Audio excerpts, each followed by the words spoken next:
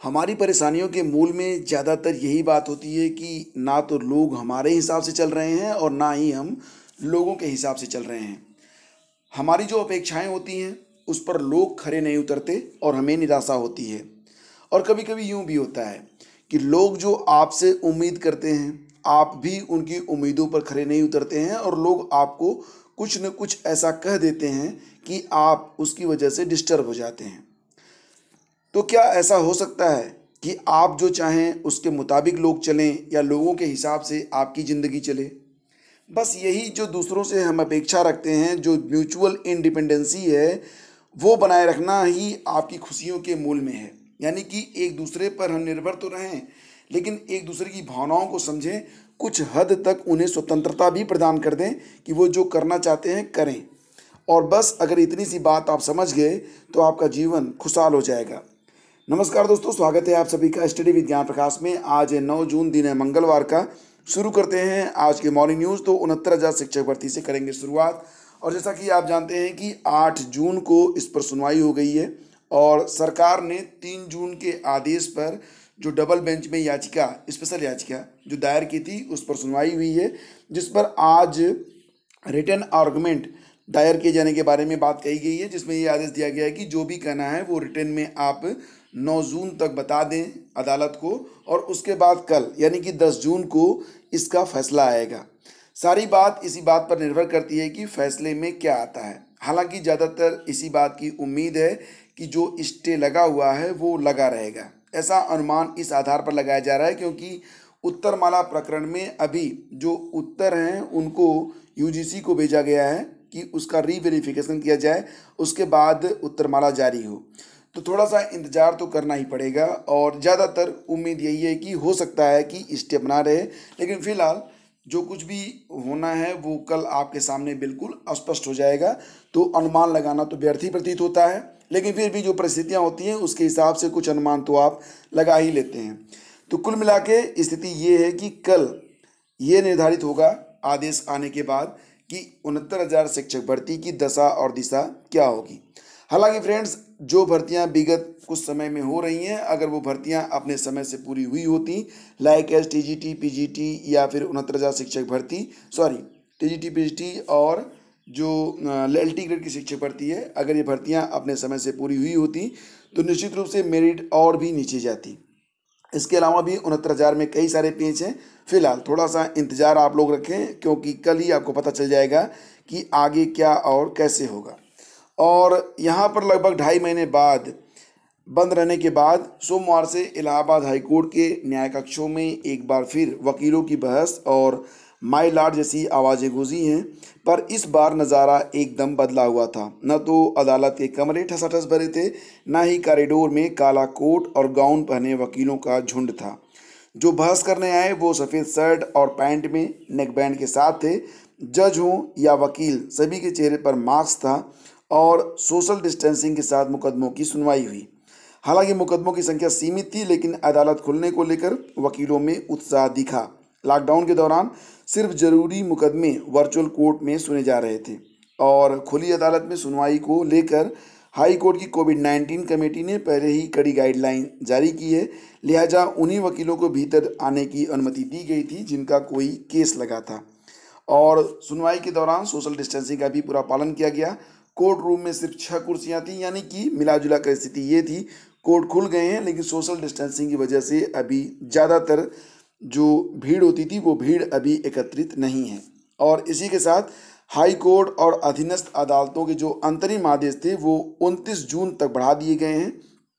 और Allahabad high court ने कहा है कि इलाहाबाद हाई कोर्ट और अधीनस्थ अदालतों, अधिकरणों और न्यायिक संस्थाओं की ओर से पारित सभी अंतरिम आदेश जो अगले 1 माह में समाप्त होने वाले हैं उनको 29 जून तक बढ़ा दिया गया है। और इसी तरह जमानत के आदेश, ध्वस्तीकरण व बेदखली पर रोक के आदेश की अवधि भी 29 जून तक बढ़ा दी गई है। यह आदेश मुख्य न्यायाधीश गोविंद माथुर और न्यायमूर्ति रमेश सिन्हा की खंडपीठ में स्वतः कायम जनहित याचिका पर दिया गया। कोर्ट ने कहा कि केंद्र सरकार के अनलॉक 1 में काफ़ी छूट दी गई है। इसके बावजूद लिंक अदालतें एवं हॉटस्पॉट एरिया की अदालतों में काम नहीं हो पा रहा है। ऐसी स्थिति में इस अवधि में समाप्त होने वाले आदेश की अवधि बढ़ाई गई है। कोर्ट ने कहा कि जो अंतरिम आदेश कोर्ट के अगले आदेश पर निर्भर हैं वे यथावत रहेंगे। याचिका की अगली सुनवाई 26 जून को होगी। और फ्रेंड्स, इसी के साथ जो बड़ी खबर है उस पर भी एक नज़र डालते हैं। और इलाहाबाद हाईकोर्ट की लखनऊ पीठ में सोमवार को 69,000 शिक्षकों की भर्ती मामले में सुनवाई के दौरान राज्य सरकार के महाधिवक्ता राघवेंद्र सिंह ने तर्क दिया कि एकल न्यायाधीश ने सिर्फ 5 सवालों को विवादास्पद बताते हुए चर्चा की। इसके बावजूद पूरी अस्थायी उत्तर कुंजी को आपत्तियों के साथ यूजीसी के विशेषज्ञों की समिति को भेजकर रिपोर्ट मांगी है, जबकि यह किसी याचिका में नहीं था। महाधिवक्ता ने कहा कि एकल न्यायाधीश ने याचिकाओं में मांगी गई राहत से परे जाकर आदेश दिए हैं। ऐसे में 3 जून का आदेश कानून की नज़र में ठहरने लायक नहीं है और वहीं इससे खाली पदों के भरने में देरी होगी जो व्यापक जनहित में नहीं होगा। इसके साथ ही उन्होंने कोर्ट से इस आदेश के अमल पर रोक लगाने का अनुरोध किया। उधर याची व पक्षकारों के वकील डॉक्टर LP मिश्र, JN माथुर, HGS परिहार और अन्य ने अपीलों का विरोध किया और इनके सुनवाई लायक होने के बिंदुओं पर आपत्ति की। साथ ही आपत्ति दाखिल करने के लिए कोर्ट से समय दिए जाने का अनुरोध किया। तो आज का समय मिला है और उसके बाद कल इस पर फैसला आना है। और दोस्तों, इसी के साथ शिक्षक भर्ती परीक्षा ने की 69,000 शिक्षक भर्ती परीक्षा में खबर ये भी है कि 69,000 शिक्षक भर्ती परीक्षा पास कराने वाले गिरोह के सरगना डॉक्टर व पूर्व जिला पंचायत सदस्य KL पटेल समेत 5 आरोपी सोमवार को जेल भेज दिए गए। इनमें से 3 नामजद जबकि 2 अभियुक्त ऐसे हैं जिनकी गिरफ्तारी विवेचना के दौरान नाम प्रकाश में आने के बाद की गई है। इस मामले में एक दिन पहले ही 2 अभ्यर्थियों समेत 5 लोग जेल भेजे गए थे। जेल भेजे गए दोनों अभ्यर्थी विनोद कुमार व धर्मेंद्र पटेल थे। परीक्षा में दोनों के प्राप्तांक 140 से ज़्यादा थे। साथ ही गिरोह के सदस्यों के कब्जे से मिली अभ्यर्थियों की सूची में उनका नाम भी था। शनिवार को इस मामले में नामजद आरोपियों सरगना KL पटेल, रंजीत रुद्रपति दुबे के अलावा संतोष पाल और संतोष पटेल शामिल हैं।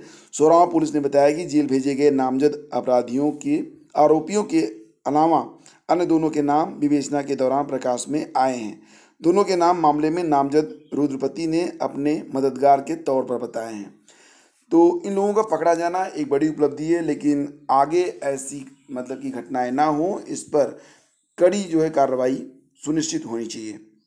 और इसी के साथ कुछ और भी लोग हैं जो कि इस प्रकार की जो क्रियाएं हैं उसमें लिप्त होते हैं। फिलहाल इनको भी पकड़ने के बारे में बात की जा रही है। शिक्षक भर्ती परीक्षा पास कराने के लिए अभ्यर्थियों से 22 लाख रुपए वसूलने वाला लेखपाल भी अभी फरार है।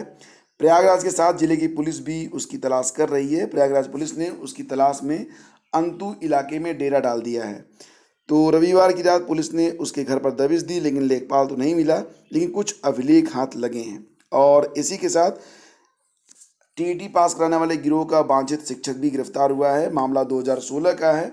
मिर्जापुर की SOG टीम ने दबिश दी। आरोपी का बड़ा भाई भाग निकला, लेकिन बाकी जो हैं वो पकड़े गए हैं। और यहाँ पर जो खबर निकल के आ रही है वो ये है कि दोनों भाइयों के खिलाफ वर्ष 2016 में मिर्जापुर की नगर कोतवाली में जालसाजी कर TET पास कराने का मुकदमा दर्ज है। और पश्चिम सरीरा के बक्से का पूरा निवासी सुधीर व एक और हैं, दोनों सगे भाई हैं। दोनों बेसिक शिक्षा विभाग में अध्यापक की नौकरी करते हैं। दोनों की तैनाती मिर्जापुर जनपद में है। बताया जा रहा है कि दोनों भाई शिक्षक भर्ती परीक्षा पास कराने का ठेका लेते थे। तो खैर, इन ठेकेदारों के खिलाफ तो इनको कड़ी कार्रवाई करनी चाहिए। और सोराव में अनामिका के नाम से नौकरी कर रही थी रीना। शिक्षा विभाग के पड़ताल में सामने आई हकीकत। रीना है फर्रुखाबाद की।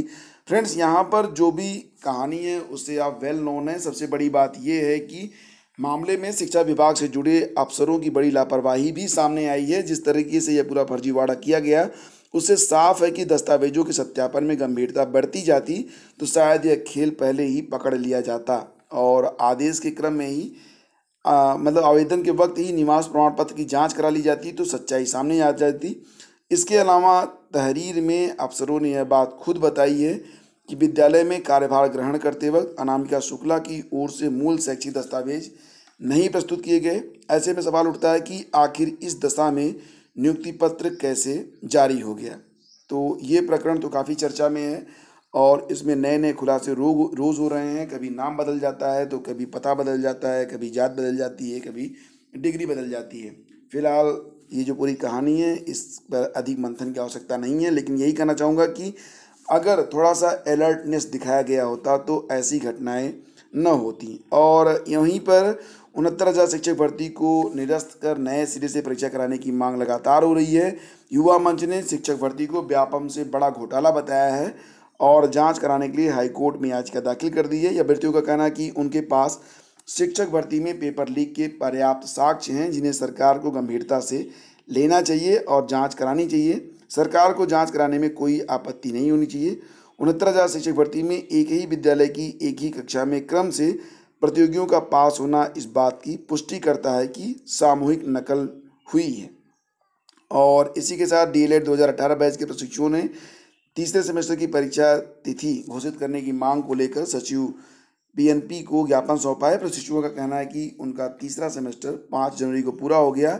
मार्च में परीक्षा तिथि घोषित हुई थी, लेकिन कोविड-19 के कारण परीक्षाओं को स्थगित कर दिया गया था।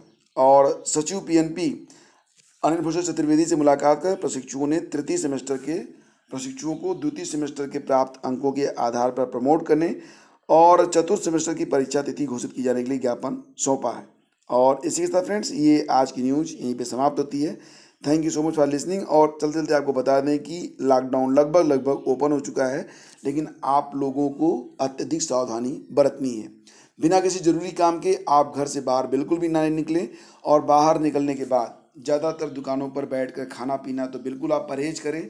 वही चीज़ें छुएं जिससे आपका कोई सरोकार हो। हाथ को अभी भी लगातार आप धोते रहें।